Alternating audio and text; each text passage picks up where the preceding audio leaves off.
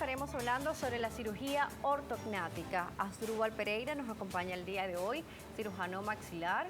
Además, él nos va a explicar sobre este tema porque también es especialista en cirugía ortognática. Un gusto recibirlo. Muchísimas gracias, Daniela, por la invitación. Gracias por visitarnos. Bueno, estábamos hablando en la parte anterior de buscar una armonía facial. Pero más allá de la armonía física, es una armonía también funcional para el paciente, ¿cierto? Sí, exactamente. La cirugía ortognática, cuando estudiamos cirugía ortognática y analizamos casos, la mayoría de los casos tienen un componente funcional, más allá de un componente estético, ya sea mordidas, oclusiones, desniveles óseos, que posteriormente van a traer algún tipo de desequilibrio estético, pero siempre va a partir de un desequilibrio funcional. Por supuesto, desequilibrio funcional, y ahí nos estás hablando un poco de la oclusión, de la mordida. ¿Cómo evaluar a este paciente? Ustedes tienen una serie de estudios que se realizan, tanto de imágenes como físicamente al paciente. ¿Cuáles son? Sí, comenzamos con estudios clínicos. El análisis clínico para el cirujano es fundamental, ver las relaciones y las posiciones de los maxilares. Algunas veces tenemos pacientes con mandíbulas muy atrás, muy deficientes, y eso pues nos indica que el paciente tuvo una deficiencia de crecimiento antero-posterior de su cara. Posteriormente tenemos análisis radiográficos, tomografías, volumétricas, análisis 3D, radiografías panorámicas y radiografías cefálicas que nos van a complementar todo el volumen de estudio a nivel del paciente. Se ha hablado durante mucho tiempo también sobre el crecimiento del niño y sobre el tipo de postura utilizada e incluso la respiración que puede ser responsable de la modificación mandibular. ¿Esto es cierto? Es cierto, sí. Tenemos pacientes pediátricos que pues por temas de succión digital, postura de la lengua, entonces los dientes comienzan a moverse en relación a esas posturas y tienden a presentar mordidas abiertas o desequilibrios en las posiciones de las muelas que posteriormente hacen que el esqueleto óseo, la mandíbula o el maxilar, se vaya acomodando a esa posición que le creó la lengua o el hábito de succión digital o el hábito que sea. Sí, dicen que también una respiración en el momento del descanso, cuando hay una respiración bucal y no justamente nasal, puede provocar así de que el paciente, pues, o la persona, cuando el momento que está creciendo, que esos huesos están como más moldeables y la estructura de nuestro cuerpo está mucho más, pues, presente esa movilidad de la mandíbula.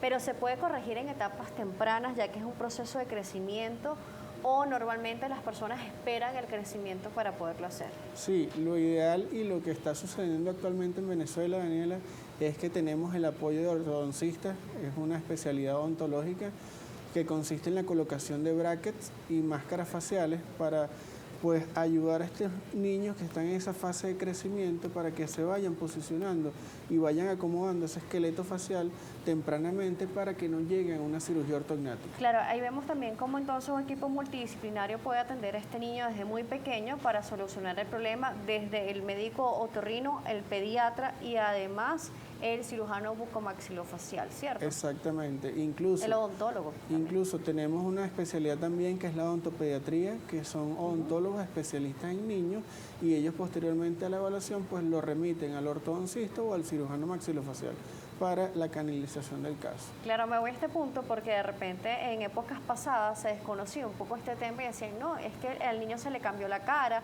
o cambió su forma, no sabemos por qué fue. Entonces hoy en día tenemos como mucha más información y herramientas para conocer cuáles pueden ser los motivos por lo cual se puedan modificar y no esperar a una etapa adulta, ¿no?, para corregirlo. Exactamente. Incluso el periodo de los 15 años, 16 años, donde hay ese estallido hormonal, pues tiende a desequilibrar un poco también el crecimiento del esqueleto, ya sea excesos mandibulares o excesos maxilares, producto del desarrollo y esa etapa de desequilibrio hormonal que presentan los adolescentes. Si tienes, te llegan, porque me imagino que lo más frecuente que ya te llega una persona pasada los 15, 16 años o ya en su etapa ya madura a partir de los 21 años, ya con este problema en la estructura no solamente física, como lo decíamos, en cómo se ven, sino todo el problema que trae tener una mala mordida, además tener una oclusión no adecuada, los dolores, igual la respiración bucal que se va a permanecer allí, ¿no? Sí, ya cuando nosotros tenemos pacientes que pasan los 16, 17 años, ya tenemos un diagnóstico muy claro de que ese paciente tiene una anomalía esquelética y facial, evidentemente partió de un punto funcional y se convirtió en un problema estético. Cuando tenemos ese tipo de pacientes ya nos planteamos una opción quirúrgica porque es muy difícil tratar de compensar un caso que ya es quirúrgico y llevarlo a un punto no quirúrgico. Entonces nosotros tratamos de no llegar a esa etapa, pero ya pues nos llegan esos pacientes que ya pasaron ese periodo de crecimiento y ya tienen el problema. Entonces tratamos de resolver el problema y la solución es quirúrgica, hay que operar. Una de las dudas mayores que se han presentado o de repente los temores más frecuentes del paciente es decir, me va a romper el hueso, me va a romper la articulación, ¿qué tan doloroso puede ser esta cirugía e incluso la recuperación? Sí, fíjate Daniela, actualmente los cirujanos maxilofaciales en el mundo nos estamos entrenando para cirugía ortognática mínimamente invasiva, es decir, cirugías y abordajes muy pequeños, incisiones muy pequeñas que nos permiten periodos de recuperación muy rápidos. Tenemos pacientes que vienen del exterior y ya a las 2 semanas están de regreso al país de origen. Realizamos cortes muy pequeños en el hueso, ya sea en el maxilar o en la mandíbula, y por esos cortes realizamos una fractura, una microfractura del hueso para poder movilizarlo a la posición que nosotros queremos. Entonces ya no es tan traumático como antes. Nada. Aunado a eso nos apoyamos de especialistas de la medicina como los anestesiólogos que pues actualmente cuentan con bombas anestésicas. El paciente sale con una bomba pegada en el brazo y pues esa bomba va liberando ciertas cantidades de medicamentos durante el periodo más álgido que son las 48 horas. Sabemos que cada paciente tiene una condición individual y eso hay que tomarlo en cuenta. Pero esta cirugía puede oscilar en cuánto tiempo, o sea, el tiempo quirúrgico.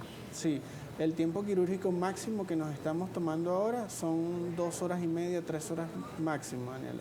Anteriormente eran 5 horas, 6 horas de quirófano, entonces ya con todos estos entrenamientos hemos ido pues consolidando la técnica quirúrgica y pues ya estamos en ese tiempo mucho más reducido.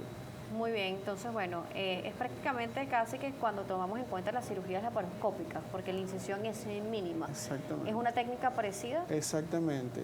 Se basa en ese principio de mínima invasión, abordajes muy pequeños, no traumatizar al paciente porque mientras más trauma hagas en el cuerpo, mayor inflamación y mayor va a ser el periodo de recuperación de este tipo de pacientes. En una sola cirugía se puede llevar a posición la mandíbula y solucionar problemas articulares. Sí, la cirugía es única, es una cirugía definitiva. Movemos el maxilar, en el caso de que lo requiera, maxilar, mandíbula y probablemente el mentón. En esa sola cirugía realizamos la corrección de los 3 huesos. 3 huesos entonces. Exactamente. Muy bien, vamos a irnos a la pausa. Al regreso vamos a conocer más sobre el tiempo de recuperación posterior a la cirugía, cuál es el proceso de evaluación para el paciente.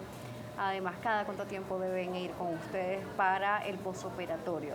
Vamos a seguir hablando sobre la cirugía ortognática en la próxima parte. Asdrúbal Pereira nos seguirá acompañando, cirujano maxilofacial. Así que si tienen preguntas o comentarios, redes activas. @salud_gb, @DanielJSalas. Regresamos.